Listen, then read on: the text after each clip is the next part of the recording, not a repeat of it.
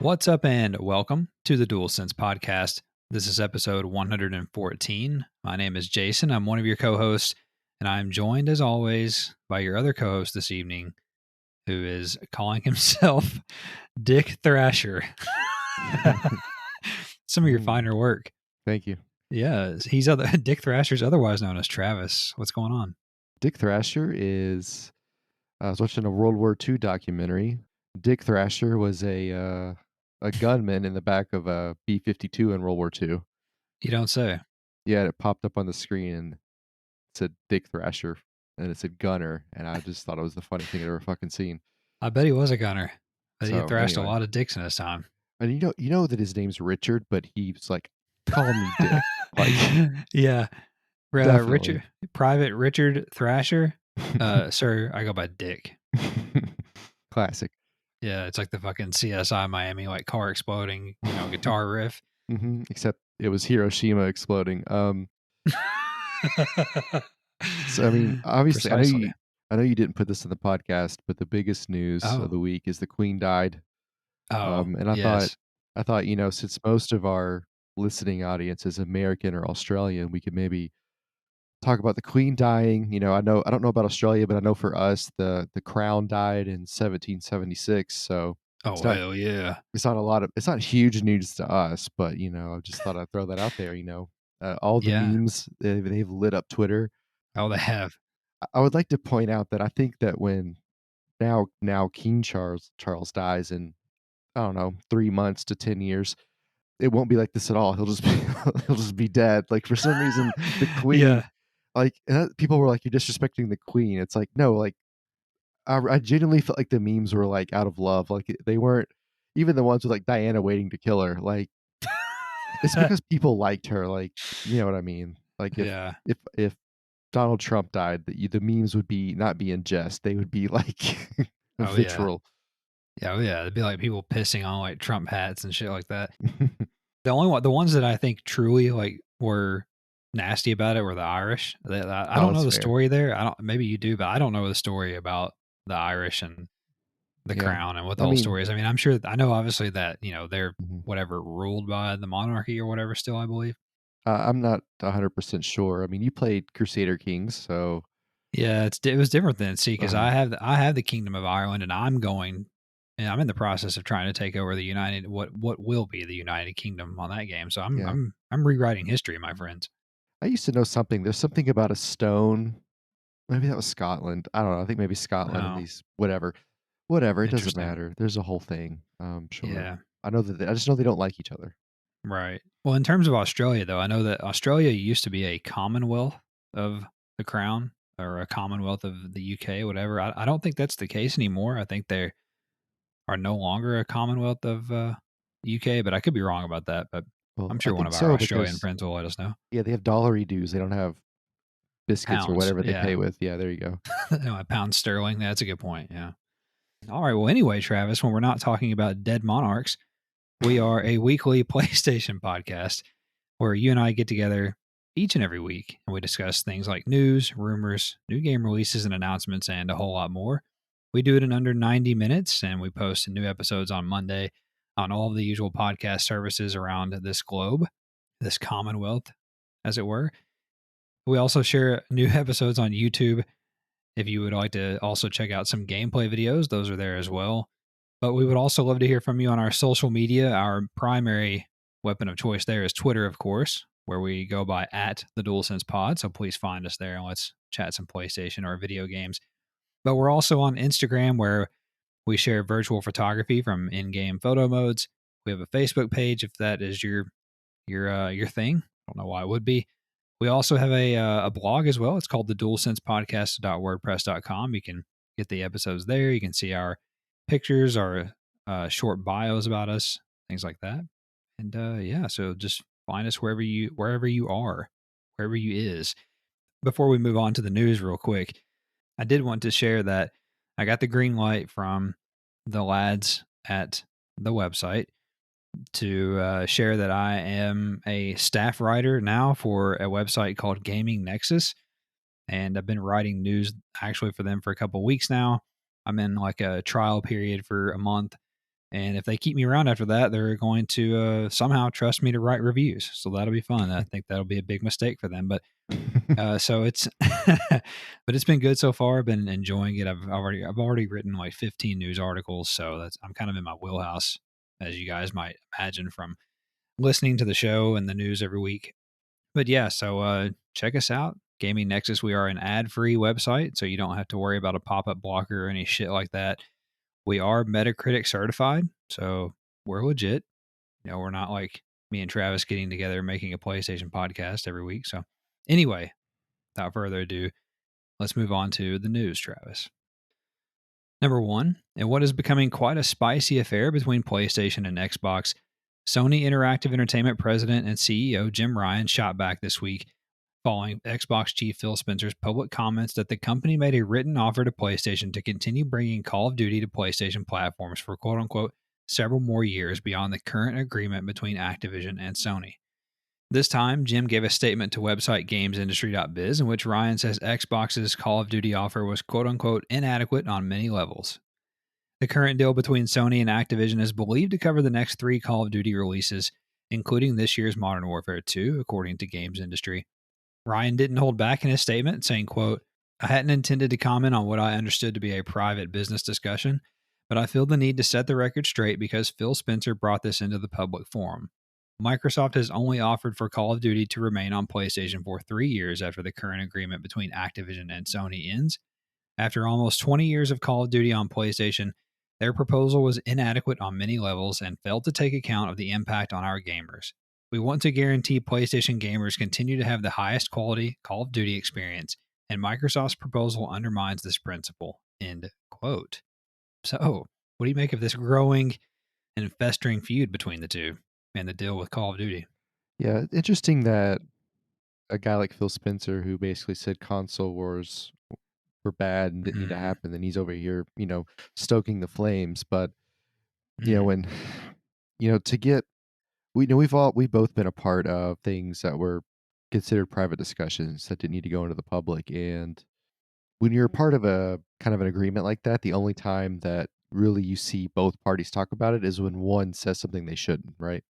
Yeah. So the fact that Jim Ryan felt he needed to respond, I think says a lot about what Phil Spencer brought into the public. As he said, like, Jim's response made me feel like Microsoft is kind of like a shisty motherfucker. Like there's no reason to bring it up, basically. And you could tell that obviously Microsoft was butthurt because PlayStation didn't like their 3-year deal, their proposal.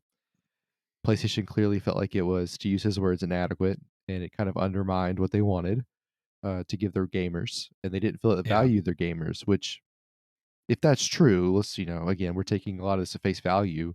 That makes you feel good as a PlayStation fan because you feel like, hey, at least they're thinking about us, right? They're not just saying, oh, well, at least we'll get 3 years of profit, right? At least they're kind of thinking, a little more deeply about it. Which I know that we're a PlayStation podcast, but Yeah. the ether, the perception in the ether is PlayStation thinks more about its clientele than a Microsoft would. I mean, that's to be honest. Even when you look at things outside of PlayStation itself, we look at Sony in general. That is a perception of Sony. So, at the worst case scenario, Jim Ryan is holding up those company morals, those company values by making his comment here. But again, it seems like every time that we get into a situation where Sony or PlayStation goes back and forth with Microsoft, specifically when Phil Spencer is involved, Microsoft always looks bad. Usually, if both parties are kind of dumb, sometimes you look good, sometimes you look bad. Almost always, Mhm. when Phil Spencer decides to open his mouth and talk some shit, he gets put right back in his place. It's kind of incredible. And I'm not saying PlayStation has done great things. Like we've already talked about, like them raising the price of the console, kind of weird. The way they rolled out the new PlayStation Online triple tier The thing was plus. weird. Yeah. All that Yeah. stuff. Yeah, look, they're not perfect, but if you look at the comments they say when it comes to their clientele, their fan base, they're consistent there for the most part. And even if you could point out the places where they aren't, they're still way more consistent than Phil Spencer and Microsoft. So again, interesting to see a response, but to me that really, really says that Phil Spencer pissed off some people. Yeah, I have a couple of different thoughts on it, but at the very top highest level, I love this.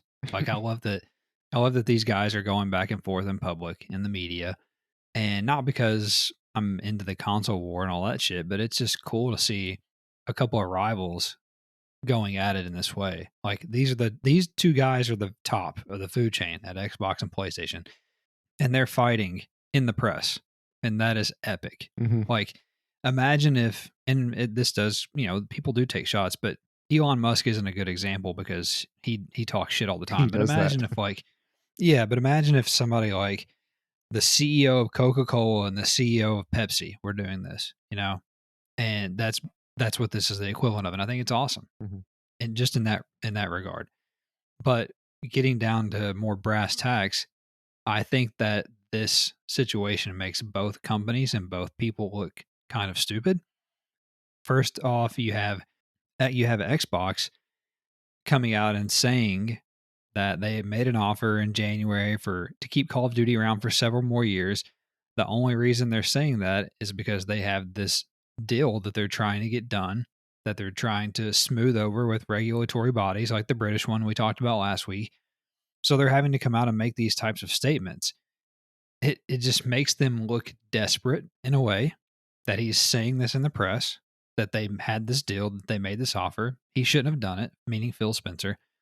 And then consequently, Jim Ryan also looks stupid because here he is saying that, Call of Duty has been on PlayStation and for 20 years and the proposal's inadequate. Well, when frankly Jim and PlayStation are fortunate to get any kind of offer because Xbox doesn't have to do that if they don't want to. They could have treated it just like the Bethesda deal and just said, "You know what? You want to play Starfield or Elder Scrolls 7 or whatever, or 6 I should say, you're going to have to buy an Xbox." They could do that, but they're not going to.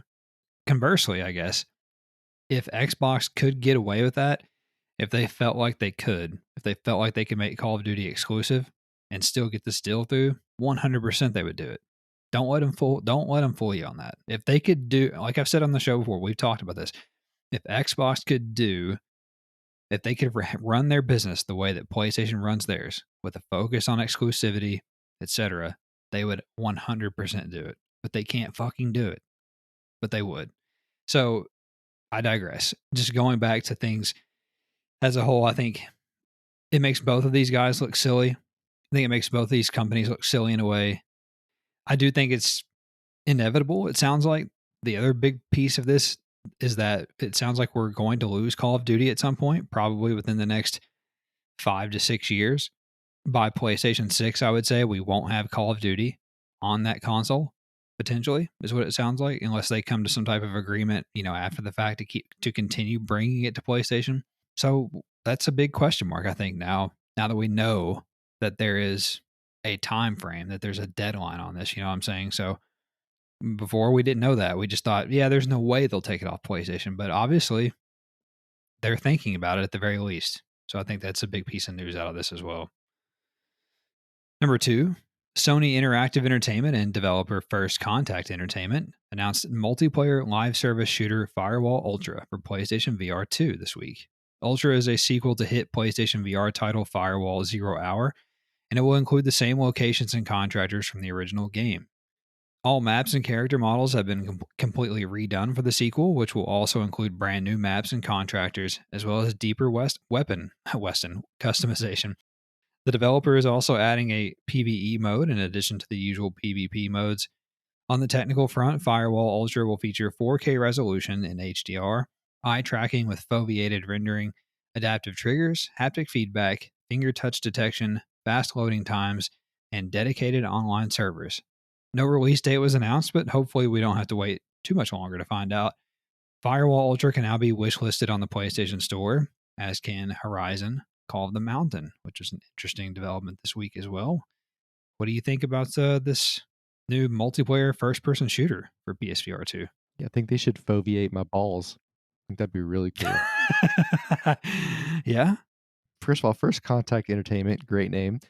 I agree. Definitely excited to see what more about what the game is. Like just from what we saw, I'm excited about it. Like we talked about the VR2 having some sort of FPS, that'd be really dope. Like what it could look like, what it would be Oh yeah. like. So this is perfect.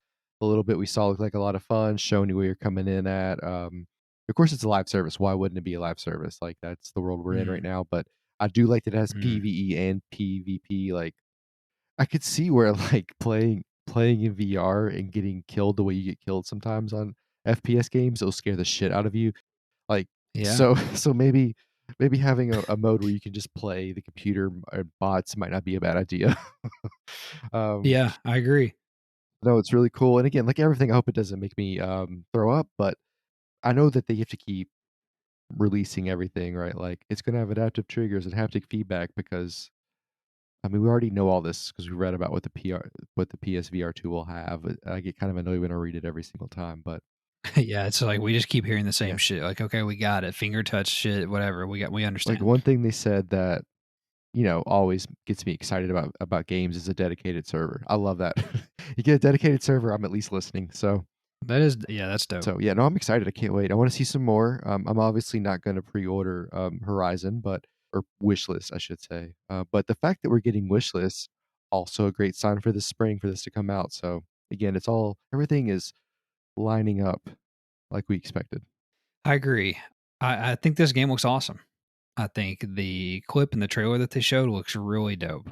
It looks like a big jump from the stuff that I've seen on the original PSVR, even the 0 hour game, just from like a graphical standpoint and everything. So I'm into this. And this kind of struck me as like a Rainbow Six Siege for VR is kind of the vibe I was getting. And from what they're saying and what they showed. So I think that's kind of cool, like a round based thing, that the games anyway are round by round. So I think I'm really into this, and I hope that it's good.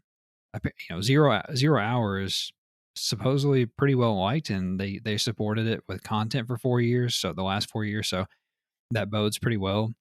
On the technical side of things, it sounds pretty robust. It sounds like what you would expect from what is essentially a PlayStation Studios, game, a first party game, second party game from on a PSVR 2. So I'm hoping they can pull it off. I did wish list it. I wish that they'd given us a date, but the fact that I don't think we have any, well, we can't have a date because we don't have a date for PSVR 2, but I wonder if this is a launch title. I think it would be a big game if it was a launch title. And then the kind of last thing I just wanted to mention is that now you can wish list Horizon Call of the Mountain, and it included some interesting tidbits on there that I didn't write up, but they say that the game is that you can share the experience of the Call of the Mountain game in a boat ride. And I think that's interesting because we've talked about on the show a little bit about how whether we think that's like an on rails, like guided experience type game, or if that's truly like an open world or semi open world game. I think that game is a linear, guided, Hmm. driven experience with what I would call like stops. So, like, you're on the boat, you get knocked out of it, and all of a sudden you got to kill a couple of robot dinosaurs, Hmm. and so you're in like a little arena area, and yeah, you're using your bow and shit, and then you may have to get out of the boat again because you got to climb up a ladder and go down a path, and then whatever. Like, I don't think that's how I feel like the game is going to be. Somebody wanted to argue with me on Twitter about it the other day. Like, they haven't proven otherwise that that's not what the game is. So I just thought that was interesting that that said that in the Yeah, it description. reminds But me of like those 3D movie theaters at the theme park. Like that's exactly, exactly what I imagine it being. yeah, exactly. But yeah, but no, I think Firewall Ultra sounds and looks really cool. So hopefully they can show some gameplay here soon. Whenever they decide to do anything at all, a showcase in general or a PSVR 2 state of play or something. Number 3, Cyberpunk 2077 developer CD Projekt Red announced the game's first and last expansion this week called Phantom Liberty. It will be coming only to current gen machines, so PS5 for our purposes, and it will see Keanu Reeves reprise his role as Johnny Silverhand alongside V and a new cast of characters. Phantom Liberty will launch sometime next year, and CD Projekt Red confirmed later that it would be the game's only expansion, as they no doubt turn their full attention to their in development Witcher game. They also announced Title Update 1.6, which adds Cyberpunk Edgerunners themed content to the game in synergy with the upcoming Netflix series. Update 1.6 will also be the last major content update for last gen consoles, although CD Projekt Red did confirm the last gen versions of the game will continue to get important technical updates and fixes as needed. Future additions to the current gen versions of Cyberpunk include a complete overhaul of the cop system and vehicle to vehicle combat. In other Cyberpunk 2077 news, the game's production director has left the developer after 14 years at the studio. We think about the one and only expansion for Cyberpunk. And then finally abandoning Mhm. PS4. Oh yeah, good. They should have abandoned it immediately. Why did they wasted so much money on the PS4? Although they made it back, I guess. Yeah. Yeah, it's to see it be the first and last expansion is just kind of a shame if you think about where we were at the very beginning of the journey when Cyberpunk was coming out before we knew all the shit that was going to go wrong with it. It's just like, oh, we're only getting one. Like I remember thinking like it was going to be this game that was going to have so much, and it's just kind of dead. Honestly, Yeah. what I think is going to happen is, they're revamping the cop system and the vehicle to vehicle combat, which I don't really know how the vehicle combat would help in The Witcher, but I could see how they're going to pull stuff from this game in a way, I think, for The Witcher. And if I was them, I think a way to save face with this game in the long run would be like, look, the game wasn't great, but if The Witcher, let's say The Witcher is a really good game when it comes out, you could say, hey, Yeah. look, Cyberpunk wasn't great, right? But we were able to pull a lot of nice things out of it for The Witcher. It almost ended up being like kind of like a test ground for some mechanics or technical things we wanted to try or whatever, right? Storytelling, et Hmm. cetera, right? You could see them spinning it in a way where it's kind of a failure, but in a way it helped them kind of create a really nice game in The Witcher. And I feel like maybe in 10 years, like I feel like Cyberpunk's gonna have like some sort of cult remembrance or Oh, following. oh yeah. So Oh it's yeah. gonna live in video game lore even without even with them only kind of getting one expansion, which is so funny because this game at the very beginning of this journey, you would have thought it would have had 5 or 6 expansions before it died. So it's just interesting how we've kind of turned. And as far as the production director leaving after 14 years, Yeah, I think you just burn out. I'd be burnt out after all yeah, this I mean, shit. he must be just fucking just. Maybe he had more he wanted to do with the game, and they were like, "You only get one expansion." And that was the last straw. But the last 18, 24 months probably really broken him down. The sad part about all this is that once they moved past last gen and they released the game on PS5 and, fixed a lot of things, and I played both versions, it's a good game. It is a good game on PS5 on current gen. And that's the sad part is that it took them all that time to get to that point when, the possibility is that if it had launched in the state that it came out in on PS5 and everything had, gone much better, that they probably could have got another expansion or two in, but they obviously cut themselves short by having to fix all this stuff and get it over to PS5 and current gen. And so that took a lot of resources. And then now we're just getting the one expansion. And it looks awesome. The expansion looks awesome. The trailer for it looks really cool. I may play it at some point. I'm sure it's going to be like a $25 or $30 expansion, something like that. I'll probably get it on a sale at some point. The fact that they are just now abandoning last gen is a little bit silly to me. It's clear that they should have done that from the very beginning. They should have done what some of these other studios are doing now, like Gotham Knights, where they canceled the PS4 version. For instance. Granted, in their defense a little bit, CD Projekt Red's defense a little bit, that's much easier to do in 2022 than it was in 2020. However, on the flip side of that, it's clear that they launched the game at least a year too soon. So that's also their fault as Mhm, well. They mhm. should have released the game sometime in 2021 instead of 2020. So, but it's obviously been a cautionary tale to a lot of developers for better or worse, and people delay their games left and right now because they're so terrified of Right. being the next Cyberpunk. So Yeah. there's that But too. Elden Ring got it so right. So right. Yeah. And I think we thought Cyberpunk would have the impact. Well, I guess they both had this. No, you're right. We thought it would hit the market like that, right? Just blow up. But it Yeah. hit the market in a different way. So, in a sense, they got the same amount of publicity in a weird way. Yeah. No, you're right. They that game was so hyped and they hyped it up so much that it was supposed to be, a world beater. Supposed to be game changing, no pun intended, for the industry. And, it didn't deliver on that. Number four, Publisher Ubisoft, who has been in the news quite a bit lately, announced that Chinese communist mega corporation Tencent has acquired a 49.9% stake with a 5% voting rights in Guillemot Brothers Limited, the holding company of Ubisoft's founders. The investment equates to approximately $297 million, but will not see Tencent take control of the video game publisher thanks to some clever maneuvering. Since Tencent does not hold a controlling stake in GBL, Ubisoft's largest shareholder, so too will they be denied a controlling stake in Ubisoft. In the meantime, the Guillemot family will retain control of both Ubisoft and of their holding company. Separately from this transaction, Ubisoft as a company authorized Tencent to raise its direct stake in Ubisoft from 4.5% to 9.9%, which they will not be able to increase for the next 8 years. So, what purpose does this series of moves even serve? Well, for starters, Tencent plans to bring several of Ubisoft's franchises to both mobile and PC in their home country of China. So, what do you think about Tencent coming as close as humanly possible to taking control of Ubisoft, but not really doing it? Yeah, it's a little shady, but I think they realized it seems like they were like, "What's the most we can take without being denied?" And for whatever reason, they decided on a tenth of a percent to keep them out of the 50% mark, which to me also feels like you're a tenth of a percent away. Like, can you not find that somewhere else? Like, there's got to be one person somewhere that is a weak link in the armor. Right. They'll pull the trigger in 6 months. Like, fine, but whatever. Yeah, like Sure. don't even let. My point is, don't even let them get that close. Like people, it's like having people in your lives or being around certain types of people. Like you can't let them in 1%. Like you might as well let them in 100%. You're in or you're out. Like you can't. You kind of dilly daddle on the fence. They'll just be there, right? So like whatever.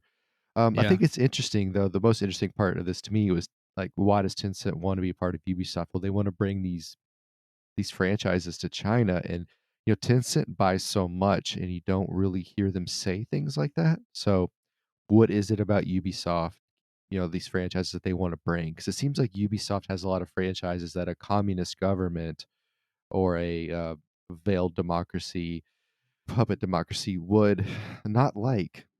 Right? There's games about rebellion and fighting the Right. man and fighting authority. It seems like you wouldn't like that. Mm. Maybe there's something there we don't see. Like my point is, you wouldn't spend that much money to bring Ubisoft franchises to China that are not based off of those things, when those things are the probably arguably the best franchises Ubisoft has in general. As we've talked about on the show, anytime Tencent comes up, my skin just crawls because I'm so tired of them just dumping their dirty money, their ill-begotten gains, as it were, into the gaming industry. And I'm glad that that the Guillemot family found a way to keep them at bay in a sense. I mean, you can't get much closer than 40.9% of the holding company. So I don't know how they were able to work that out. I don't know. I guess they just resisted the temptation to totally sell out, which I think if that's the case, they should be applauded for. Like you said, though, is it a matter of time before they find a way around this and acquire Ubisoft in some sort form or fashion? It's probably likely. You know, I mean, this makes me think of the HBO show Hmm. Succession. This is the type of shit that happens on there all Hmm. the time. If Tencent takes control of a major publisher, Ubisoft, whoever the case, that's going to be a sad, sad day in the video game industry. That's a big fucking problem, in my opinion. It's Tencent, I think, knows what the perception is around them, or at least what the perception is becoming, because as we talked about most recently during the Gamescom stream or whatever with Keeley, when Tencent had that publishing label that they've created called Level Infinite, so nothing is Tencent anymore. It's a Level Infinite. Like they're trying to hide from themselves. And I think that tells you all that you need to know. Like they're trying to hide in plain sight. They're trying to trick you in a way to not knowing that it's Tencent. And I think that tells you a lot, or it should tell you a lot, in my opinion. So hopefully Ubisoft and the Guillemot family can hold them off. Number 5, Sony released the new 6.00 firmware for the PS5 this week with a slew of new features that have been in beta testing, as well as some updates to the PlayStation mobile app. The main feature is the addition of 1440p resolution support for televisions that support it, although be warned that variable refresh rate is not supported at 1440p output. The update also includes game lists, otherwise known as folders, and new social features like the ability to request a share screen session from a fellow party member to watch them play. Players can now also compare 3D audio to stereo audio and more easily access in progress activities from game hubs, as well as initiate a YouTube search through voice commands. Over on the PlayStation app, players can now launch a remote play session directly from the app and can also both request and watch a share screen session from the app as well. Elsewhere, website PlayStation Lifestyle reported that some of the features included in this update were not available at launch in an effort to avoid employee crunch. After the update was criticized on social media, a former Sony manager, Steven Trombetta, revealed that some features were delayed for launch in order to prioritize employee health. What do you think? Yeah, I mean, it definitely feels a little bit different. I could when I was racing the other day, it definitely felt like the something about the game. It just felt crisper, like it looked better and it felt better. Oh, I could actually tell, which is interesting. Usually, I can't tell at all. hmm, So I remember thinking like, wow, this is really fucking bright. Yeah, but anyway, I interesting. it seemed better to me at least. I haven't tried the 3D audio yet, but I will eventually try it. I didn't even notice like the game list thing. I didn't even notice that, so I have no idea. Yeah. So the only thing I thought was cool is like the way, like it's easier to join a game and you can kind of see it, and I can like do that stuff now without getting directly invited. That kind of thing is nice. It's just more streamlined. It's more user friendly. And I know that a lot of us complained about the UI when it came out, and it does seem like if we had some of the stuff on this update, that criticism at launch would have been kind of had a little less weight to it. But you can't be upset Mhm. about people. You can't really be upset when they're trying to avoid crunch. Like I get it. So employee health is important. You don't want your good employees to get burned out and quit. So it makes sense. Yeah, and I would argue that we didn't need game lists at Yeah, launch. true. Like, I mean, True. we didn't fucking need that at Yeah. launch, and I think that's totally Yeah. fine. So, I don't know that we need YouTube voice command. yeah, that too. That too. I mean, who's really going to use that? Very few people. But overall, I think the update is cool. The 1440p is good. It's a big addition. There's a lot of games now that are having 1440p modes. Like Saints Row is the most recent one that comes to mind. They have a 1440p high quality mode, so you can do 1440p with settings turned up. You can have like ray tracing and shit. So that is cool. That there's now support for that output to your television. So that's a big one. The other stuff is just more like quality of life stuff, like you said, really like being able to see the difference in 3D audio and folders, etc. I never used folders on PS4. I mean, I guess if you wanted to put like all your racing games or like all your shooters or whatever in folders, you could do that. I don't even do that on my I phone don't really, either. so I don't really know why. I don't really know. I'm not the person to ask about about folders. Trying to see what else here. I've noticed that there are these little like tutorial messages or something popping up now when I turn the PlayStation on, trying to like show me new stuff or whatever. So I don't know. I'm very straightforward in how I use my PS5. Like I turn it on, I go to my game, I go to the party and invite you guys to talk.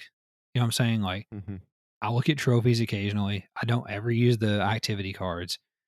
And I know I'm not using it the way that they want me to, but I'm very basic is what I'm trying to say and how I use the PS5. So all this stuff is cool, but not earth shattering to me. Number 6, the PlayStation blog revealed the most downloaded games on the PlayStation Store for the month of August this week.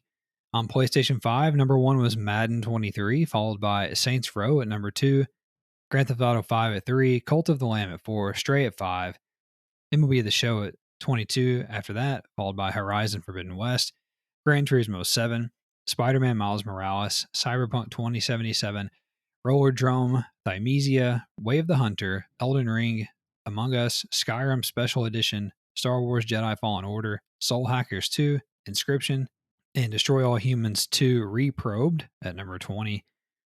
Over on PlayStation 4, number 1 was also Madden, followed by Minecraft, GTA 5, Modern Warfare, Saints Row, Stray, FIFA 22, The Sims 4, MLB The Show 22, The Last of Us Part 2, Gang Beast, Black Ops 3, Dragon Ball Z Kakarot, Red Dead Redemption 2, Dragon Ball Xenoverse 2. I think the Dragon Ball games were on sale or something. UFC 4, Cult of the Lamb, Horizon Forbidden West, Among Us, Sekiro, Shadows Die Twice at 20 on PS4. PSVR was the same as it always is, pretty much. But over in the free-to-play category, Multiverses hangs on to be the number one most downloaded game for August in free-to-play, followed by Rumbleverse, which is a wrestling battle royale, Fall Guys at 3, Fortnite at 4, Apex Legends at 5, Warzone at 6, Rocket League at 7, Destiny 2 at 8, Genshin Impact at 9, and Rec Room at 10. So what do you think about any of the lists here? Yeah, the last two are the same as always. PS4, I don't know what Gang Beast is doing that's interesting. Yeah, that is. All these Dragon Ball games are on sale, but it seems like nobody downloaded Dragging My Balls Across Her Face, which is one of my favorite games. On the PS5, That is. Destroy All Humans? What? What the fuck Yeah. is Thymesia? Don't know what that is. I am surprised to see Rollerdrome and Way of the Hunter up there, especially after some of the stuff I've read Mm, about Way of the Hunter, just like some jankiness to it. So, but still pretty cool sure. that it's up there. It's a very niche game, you know what I mean? So that's kind of interesting to me. I Glad to see agree. Gran Turismo is up there in the 8th spot. Awesome for them. And your boys at Cult of the Lamb coming in the top 4 there. That's pretty sick. And of course, Saints That's Row right. coming in at 2 is like, I'm not saying it's not a great game, but I feel like that's really based off of timing. Like they released it at a good point for them to have that type of result. If they would have put it up against 100%. anybody else, I think it would have drug it down a little bit. And of course, Madden's 1. And when we look at this thing for September, 2K will be 1 and Madden will be 2 or 3. So Mm, anyway, mm. yeah, nothing really surprising out of the top 2 or 3 to me on the 5. Again, I thought Saints Row would do well because of the timing, but the Cult of the Lamb being Yeah. at 4 is a big one for me. I'm a little surprised by Saints Row just because of the fact of the mediocre reviews. It's like it's like a 60 something on Metacritic, I think. So that surprises me because of how kind of like just, middling it was critically. But I think it goes to show you that people are kind of hungry for that sort of game, and we're nowhere closer to Grand Theft Auto 6, for instance. So, good for them coming in at number 2. My Cult of the Lamb, like you said, number 4. It's awesome. They have got to fix the graphical issues on PS5. I'm begging them to fix it. Please fucking fix it. Let's see what else here. Like you said, Roller Drum stood out to me that it was 11, I think. And then even more so, the biggest surprise, maybe even more so than Saints Row, is that Way of the Hunter was 13. Like you said, very niche, and that really surprises me. That really does. But they've put out a couple patches for that. I haven't gone back to it yet. I've been waiting for them to kind of fix their performance a little bit. So I need to go back to that and check it out. But nothing really jumped out to me on PS4. That's a good call out on Gang Beast. I didn't even really notice that. And then I think the Dragon Ball games are just because there was a big sell on them. You know what? The other thing was is that Dragon Ball ended up in Fortnite in August. I forgot about that. So I'm sure that helped a little bit. And then yeah, Multiverses hanging in there, number one free to play spot. Pretty impressive. I think that's going to be a trend. I think they're going to be fighting in the top 5 with some of the big boys for a long time. Number 7, Travis, we also have a bunch of news nuggets as well. Feel free to jump in here with me wherever you would please. First nugget, Disney and Marvel held a showcase event this week on Friday today. And here's a quick recap of everything that they showed that's relevant to our show. A Lego Star Wars The Skywalker Saga Galactic Edition for PS4 and PS5 was announced. It adds a bunch of characters to the game. Marvel's Midnight Suns got a new release date of December the 2nd. Strategy game Aliens Dark Descent got a new gameplay trailer. A Gargoyles remastered game, which was a Sega Genesis game, was announced. And a trailer for kart racer Disney Speedstorm was also shown. Skydance Media, which is Amy Hennig's developer, the creator of Uncharted, revealed their new game as an ensemble Marvel game, which leaked earlier in the day will include Captain America and Black Panther in a World War II setting. Okay, so the only thing that really jumps out to me there was Aliens Dark Descent, which looks like a cool game. Also, did not know that Disney owned Aliens. Didn't either. I don't even remember what Marvel's Midnight Suns is. Gargoyles is familiar. I feel like I've seen the artwork on the box before, like at the Blockbuster. For you kids Yeah, listening, there's an awesome Google that. cartoon. Oh, there was a cartoon. Maybe that's what I'm thinking Yeah, of. That might be it. Yeah, the Gargoyles That cartoon. might be Remember what that? it was. Okay. Lego games always do well, and they're always really interesting, but I never play them. Whatever. I'm just nothing Disney or Marvel has done interest me at all. Like the last thing I enjoyed the Madagascar movies and the Minion movies. Or is that Disney? Yeah. I don't even know. I don't know. Yeah, I think so. Yeah, Pixar. that's I it. think And Disney guess owns what? I don't want Pixar. to play a game about those. So, whatever. Yeah. Dude, this showcase sucked dick. It was not good. I actually just saw a poll on Twitter Jeff Keighley put out, and 62% of people that voted gave it a D. So it's not just me. It was a bad showcase. We need Papa PlayStation to come through and rescue this whole little like showcase Yeah. season that we're having. We need a real Would fucking you showcase. rather? Yeah, he should have made that. Would you rather watch this or fucking die and see what would have won? Yeah. Next nugget, Travis. PlayStation revealed a new line of gray camouflage colored PS5 accessories launching on October the 14th.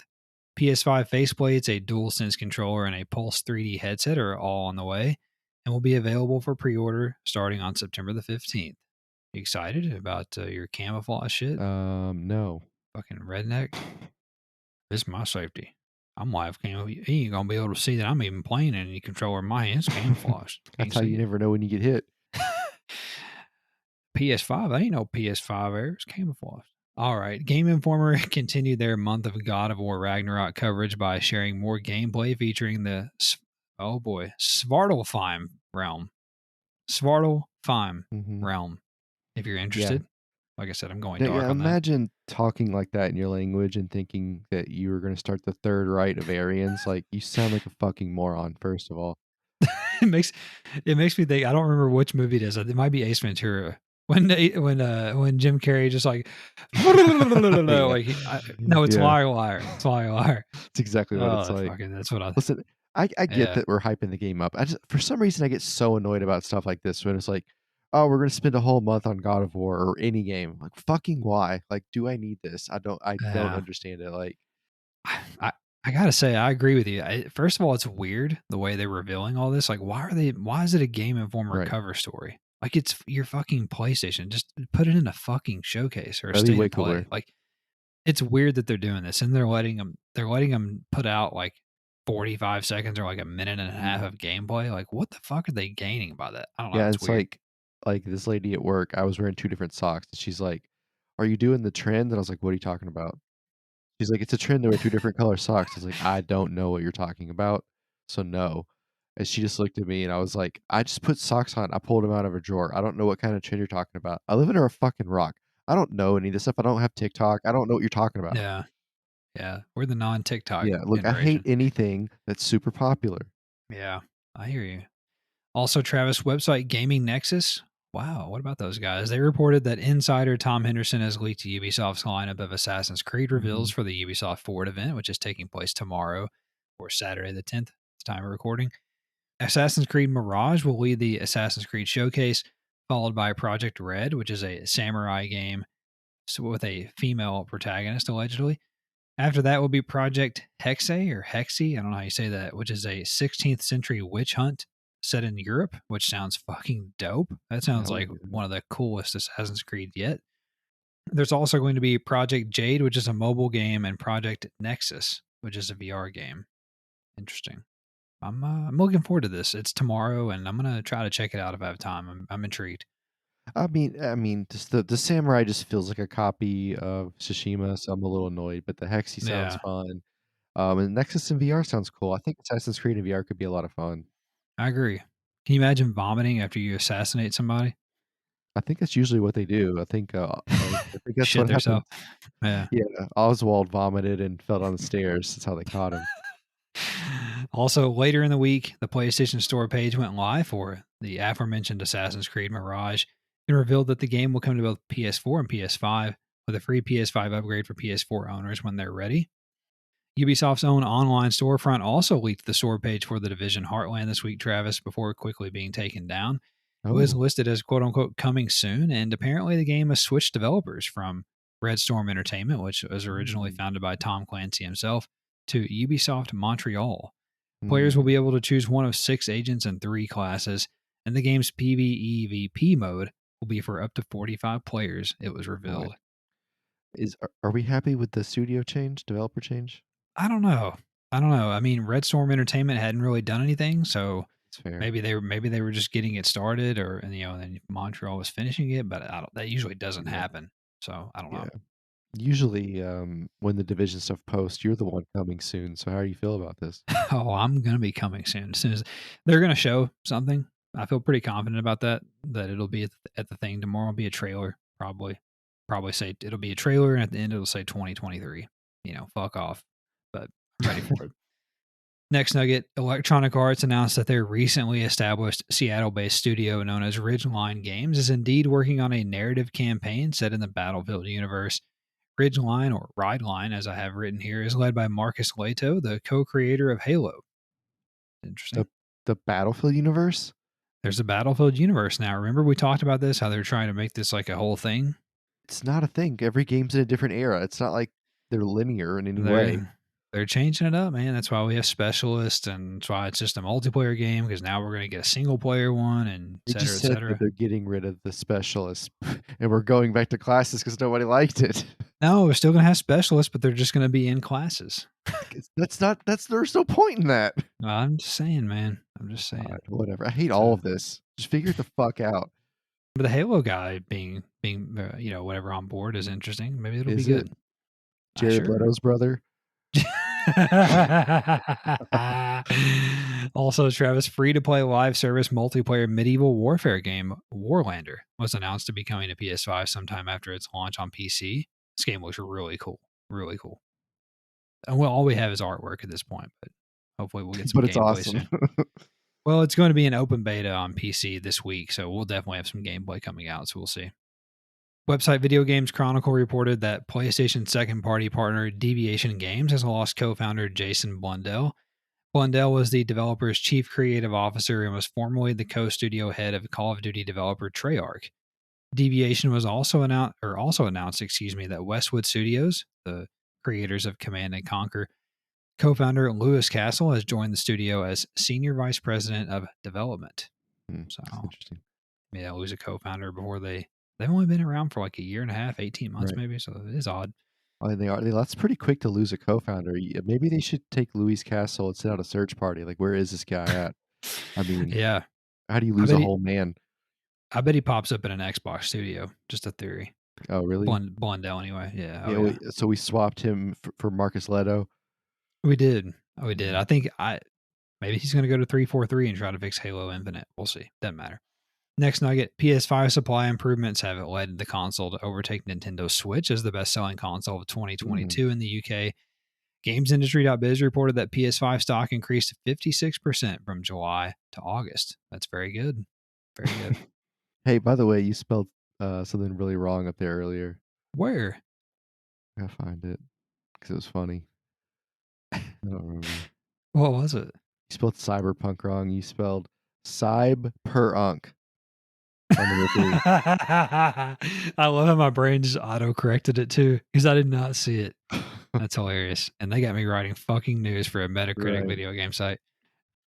Next nugget: Sony Interactive Entertainment representative director, whatever that is, and executive vice president Masayasu Ito is retiring from the company on October the 1st.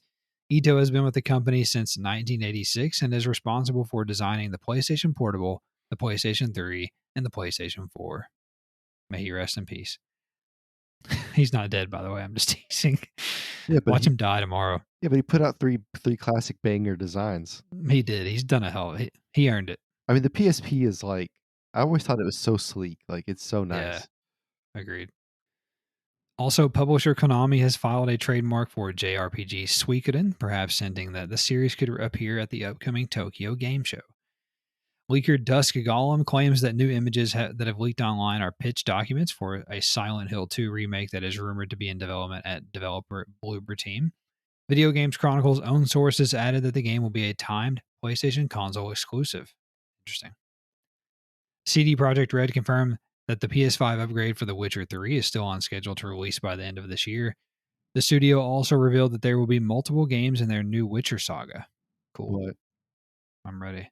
Oh, more than one game. I was thinking of different games within The Witcher, like, you could play it in black and white Oh, or, you know.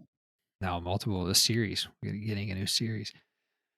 Also, tech YouTuber Austin Evans got his hands on the new 1200 model PS5 for a teardown video, and he found that it has been upgraded drastically in many ways. The motherboard is smaller and quote unquote totally different, according to Evans. It also comes with a new and smaller heatsink, which includes a heat pipe to route the heat better. The SSD enclosure now has a quote unquote better shield, whatever that means, and the console consumes less power in his test of the three PS5 models that are now on the market. Interesting. Yeah, I don't care that it consumes less power. I'm gonna be dead before the kids are worried about the Earth. And, like, Sure. totally different, like, this is from a nerd, like, to me or you, it's the same fucking thing, but he's like, Yeah. look, it's completely soldered in different," like, I don't what do you mean? Does it change anything? Other than it's easier to make? Like, I don't know, it's Right. just like nerds when they give you whatever. I just learned what VBAs and Excel were the other day, and they're like, "It's like a mod for a computer." I'm like, Okay, if does it tell me does it still do math for me?" Like, I don't. That's all I need. Also, Capcom has confirmed the lineup for their Tokyo Game Show presentation on September the 15th, which is just called Capcom Online Program.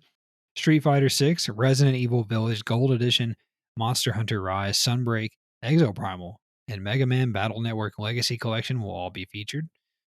Developers Crystal Dynamics and Eidos Montreal, who were recently sold to Embracer Group, announced that they've officially assumed control of the various IP included in the deal, including Tomb Raider and Deus Ex. A new update for Multiverses dropped this week and included an overhaul of the game's hitbox and hurtbox system, as well Thank as you. Gizmo.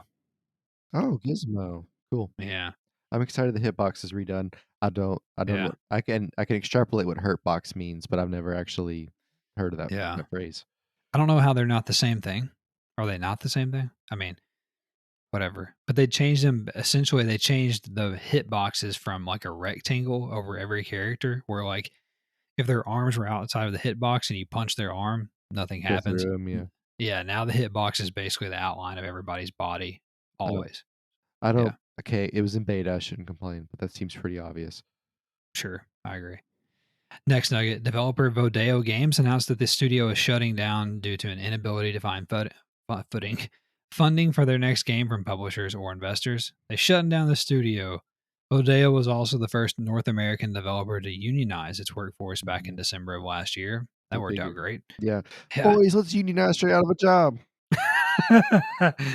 Oh, brilliant.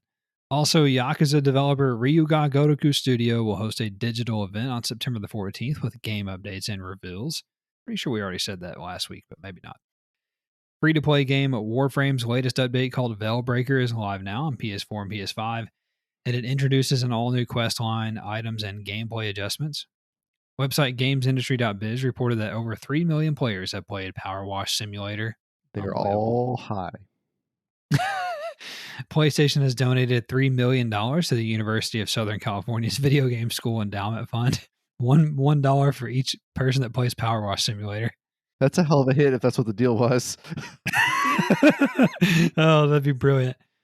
Also, Electronic Arts announced that longtime Battlefield creative director Lars Gustafsson is departing the company after spending 20 years working on the Battlefield franchise at DICE. Metallica went back on tour. Yep. He had to go back to licking his lips and sweating profusely. Yes. Also, website Push Square reported that Returnal developer Housemarque appears to have confirmed, a PC port of the game during Game Developers Conference 2022, where they showed off various PC features for the title. So, I mean, that's no shock to anybody. We pretty much know that's coming. Sony has begun the marketing machine for God of War Ragnarok as a Rick and Morty crossover ad has begun making the rounds, and it's pretty entertaining, but weird at the same time. Also, Pokemon like RPG Temtem finally leaves early access with a 1.0 version now available on PS5. NBA 2K23 has reduced the size of the city on PS5 by 30%, making it easier and faster to travel around the sandbox mode. Mm. A variety of other additions are coming on the My Career front as well, including a rookies playlist for players under a 75 overall rating to find their bearings. However, Travis, One size that 2K didn't give a fuck about reducing in this year's game is the install size on PS5, which will take up a whopping 143 gigabytes of your SSD. And can confirm I have it downloaded. Also, cinematic dark future action platformer Another Space Opera Episode 1, The Wake of the Giant, will launch on PS5 sometime next year. Fast-paced co-op spider brawler Spider-Heck is Nope. launching on PS4 and PS5 on September the 22nd. No thanks. This looks really cool. Nope. It looks really cool. Stranger of Paradise Final Fantasy Origins next expansion is called A Wanderer of the Rift, and it is coming to PS4 and PS5 on October the 26th. 4-player co-op party game Work From Home, which is all about slacking off at work, is coming to PS5 on September the 29th, and I wasn't joking. That's what it's about. Website PlayStation Lifestyle reported that Matthew Seymour, a former environment designer at Naughty Dog, has stated on his LinkedIn profile that he has, quote, worked on a multiplayer title in a very dense city with lots of detail, end quote. And based on the timeline of his profile, that game is the upcoming The Last of Us multiplayer game. God, fucking need this so bad. How's it dense if there's nobody in the game? Because it's The Last of Us. Oh, just wait. You mean dense like it's a stupid city? Yes. Also, Vampire developer Don't Not announced that they are co-developing a new action RPG with Italian developer Tiny Bull Studios. I read that as Tiny Ball Studios the first time, by the way. Don't Nod will also act as publisher on the project. In addition to the PS5 firmware update this week, the PS4 also received an update, firmware version 10.0. However, the update is causing issues with DLC content for some players for some games, so beware. Sony Santa Monica revealed that God of War Ragnarok will launch with over 60 accessibility features.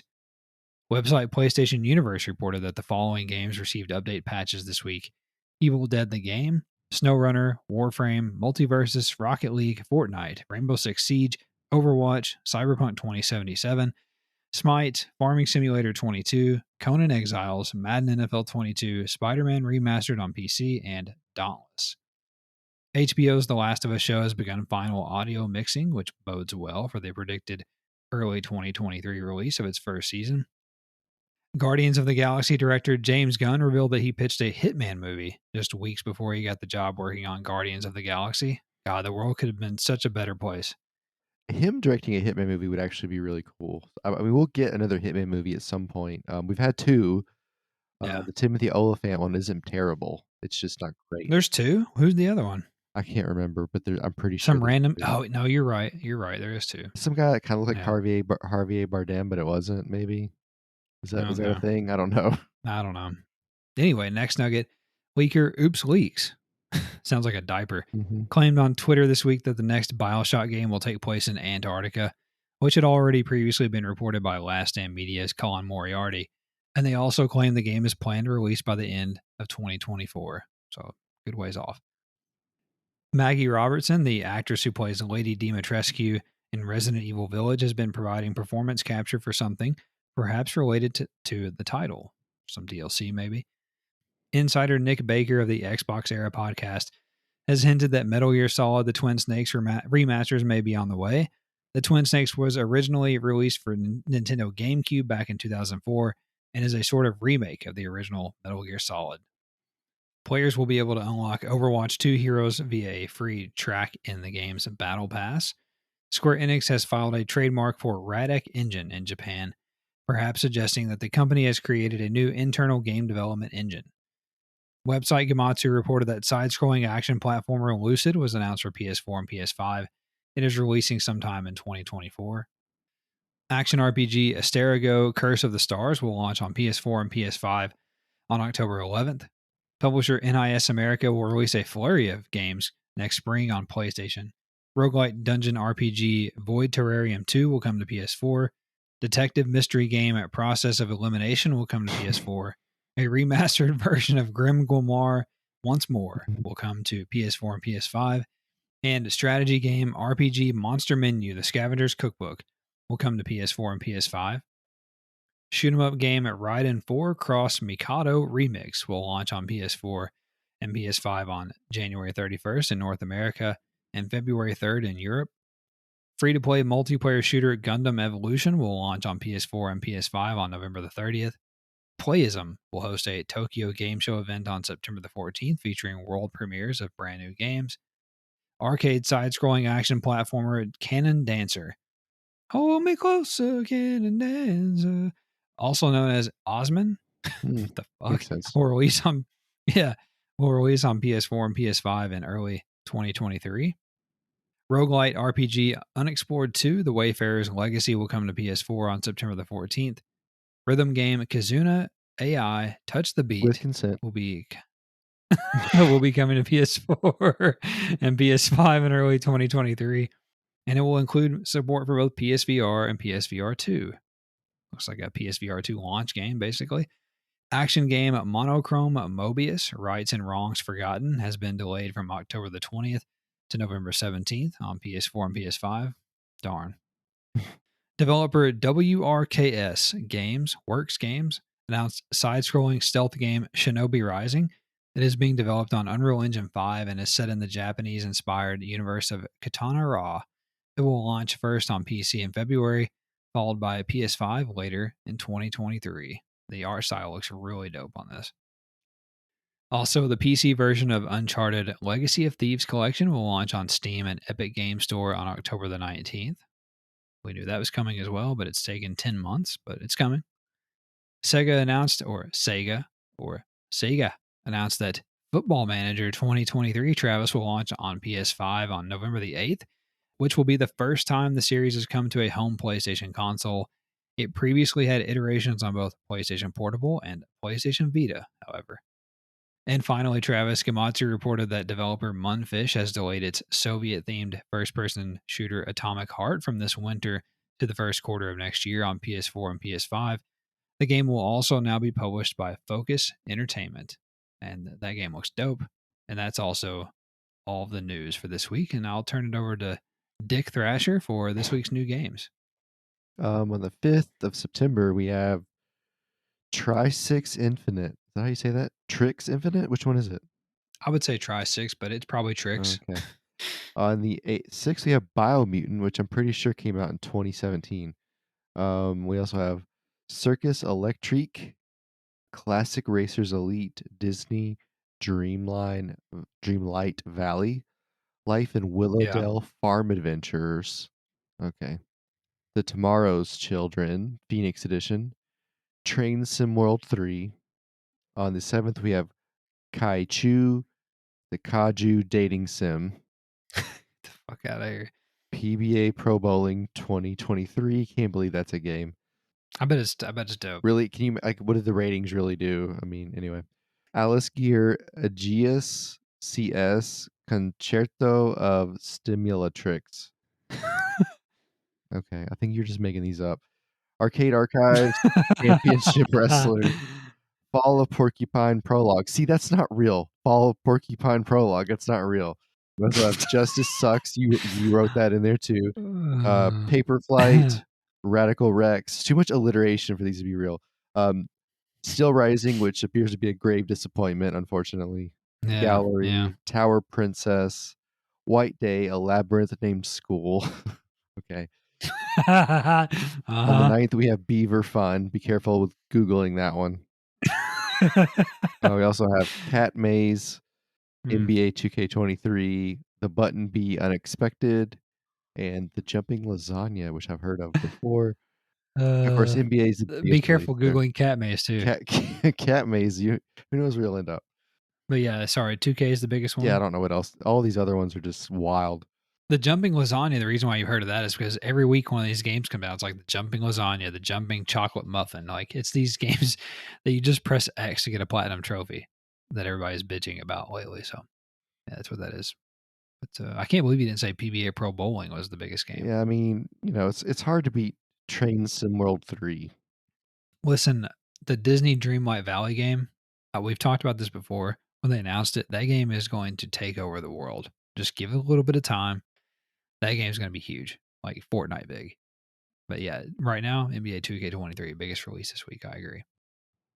All right, that's all for the new games this week. Let's start to wrap things up here, Travis, like we always do by discussing what we have been playing and anything we're looking forward to. What's on your mind? Played Multiverse before Gizmo. I bought the Batman. Enjoy the Batman a lot. I keep bat what's the thing called? What's it called? The bat thing? The Yeah, I battering, keep batteringing battering. myself into people by accident. Like it'll when I time it right, like the first time I did it, it was a complete accident. And then the second time I was like, oh, I can like if I time it right, I can pull myself to them and punch them off the map. And I did it once.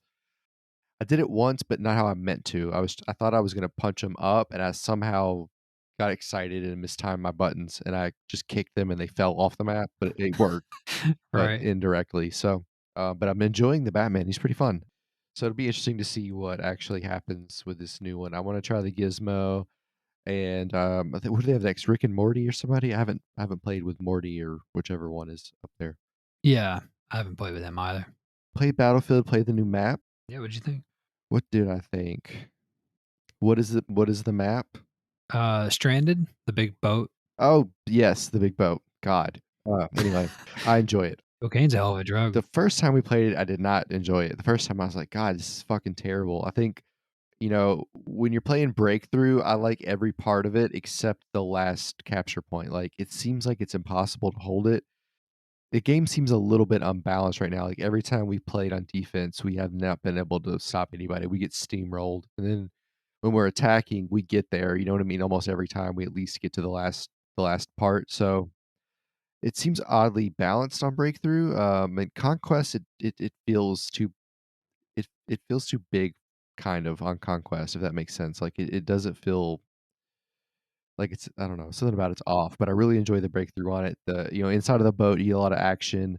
That front part with the hill and the crest, it's a lot of action there. I really enjoy all of those aspects of it. It's just that last section, like especially on Breakthrough, because of the way it works. If you're attacking, you can have people set up on top of the boat that even if they're not great snipers, the fact that they're shooting is enough to keep the people defending kind of off kilter.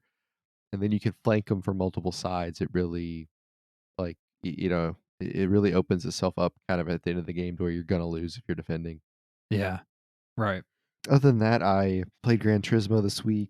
They've been having a lot of really fun daily A races the last few weeks. Like all kinds of weird stuff, like putting rally cars on normal tracks and just doing really fun That's stuff. cool. And of course, it's a provided car if you want to use it. You can rent one always, but it's in the way that the race A works is like it doesn't affect your rating or your safety rating. So you like, and that's kind of the point. It just gives you this scenario where you're gonna run into people and it's gonna be really difficult. So anyway, I've been enjoying those because they're outrageous. And the one this week was the carts, which are notoriously hard to drive. Oh yeah, yeah. I forgot to post your Yeah, I pictures. have to say that I might be the best kart racer in the world. I I love this just I so wake much. up and I piss excellence like I sent you the other day. Like I get Yeah, in. So, there's a guy I follow on YouTube called Super GT, and he raced the carts. And I was on lunch the other day and I watched the video and I was like, oh, cool. I was like, I'll do this because whatever. And he put in like a top 50 time in the world. And I was like, that doesn't look too hard. And then, of course, it was. I don't even know where my qualifying time is in the world ranking. I didn't even look at it, to be honest with you. I ran like a 48.3, which isn't great. I mean, I've always been a poor qualifier, as you know, but like my race pace I knew would be good because like my qualifying always is what it is, but my race pace is always my qualifying pace. It's like I don't know how to go faster than that. So like when I get in the race, I'm going to consistently be around that same time. So once I get into the race, as long as I don't get crashed, I'm going to get a podium. I'm going to finish top 3. It doesn't matter where I start. So like the very first race I did, I started 11th and finished 4th. Jesus. The next race I did, I think I started 10th and finished 3rd, and then I went back and qualified, like, actually put in a decent time, and, yeah, so, like, every night I've gotten on this week, I've won at least 1 race. Like, I'm always in the top 3. Like, it's ridiculous. I don't know why I'm good with the carts. I'm just good at it. I don't It's weird. It's super weird. That But is. they had another kart race a long time ago, like, right after the game came out. It was the same thing. Like, once I figured out how to not spin out, I was fine. Like, I could the same thing on GT Sport. Once I figured out how to not spin out, I was really competitive in the karts. I don't know what it is, but they do not drive like real racing go-karts. Like, they are way too twitchy and way too, like, finicky than they are in real life. Maybe that's why I'm better at them, but I don't know, man, for whatever reason, when I do these group or these daily race A's, for some reason, it's like they're always weird combos. I'm always really good at them. I don't know what it is. It's so fucking weird, but, like, if I go to the daily B or C, my average finish in the daily B or C is, like, 4th to 6th. It's somewhere in there. But on these Mm, daily A races, it's always a podium. I don't know what it is. And when it's a kart, I'm probably gonna win. Like, it's very that's weird. awesome. I love it. I love it. Yeah, I forgot to post your pictures. I'm so It's sorry. fine. So yeah, I also played some Battlefield. Played some with you. Played some without you. Played some last night actually.